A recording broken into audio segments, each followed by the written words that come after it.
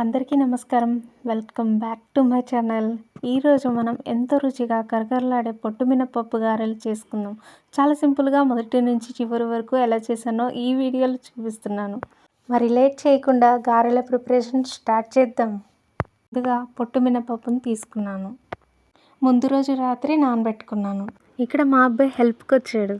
పొట్టు తీసిన మినపప్పుతో పాటు పచ్చిమిర్చి, అల్లం వేసుకొని మిక్సీలో బ్లెండ్ చేసుకోవాలి.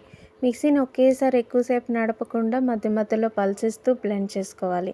ఇలా చేస్తే పప్పు మెత్తగా అయిపోకుండా గారెలకు సరైన టెక్స్చర్ వస్తుంది. ఆనియన్ని చిన్న చిన్న ముక్కలుగా కట్ చేసి పెట్టుకోవాలి. ఇలా పప్పు మెత్తగా రుబ్బుకున్న తర్వాత అందులో ఉల్లిపాయ ముక్కలు, ఉప్పు, జీలకర్ర వేసుకొని బాగా కలుపుకున్నాను.